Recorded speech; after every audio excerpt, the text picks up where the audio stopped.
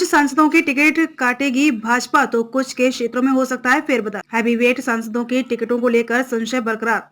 लोकसभा चुनाव के लिए प्रत्याशियों की पहली सूची में प्रदेश की 51 सीटों के लिए उम्मीदवार घोषित कर चुकी भाजपा की दूसरी सूची से यदि उत्तर प्रदेश गायब था तो यह आकरण नहीं है।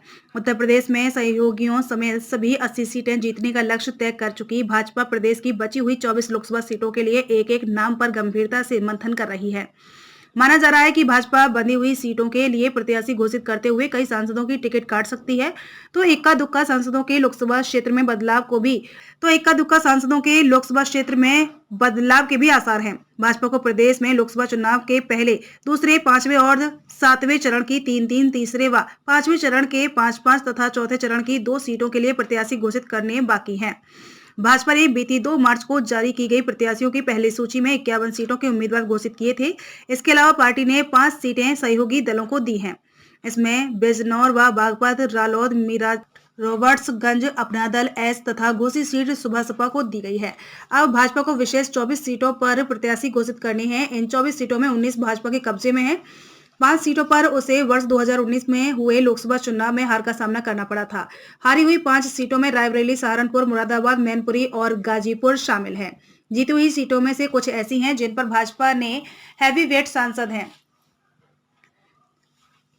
इनमें संतोष गंगवार की बरेली, ब्रजभूषण शरण सिंह की कैसरगंज, मेनका गांधी की सुल्तानपुर, केंद्रीय राज्य मंत्री जनरल बीके सिंह की गाजियाबाद, वरुण गांधी की पीलीभीत, डॉक्टर रीता बहुगुणा जोशी की प्रयागराज, सत्यदेव पचौरी की कानपुर और पार्टी के पूर्व प्रदेश अध्यक्ष रहे रमापति राम त्रिपाठी की देवरिया सीट शामिल है। सपा से अलग होकर राष्ट्रीय शोभित समाज पार्टी बनाने वाले स्वामी प्रसाद मौर्य की सांसद पुत्री संघमित्रा मौर्य की बदायूं सीट पर भी भाजपा ने पत्ते नहीं खोले हैं।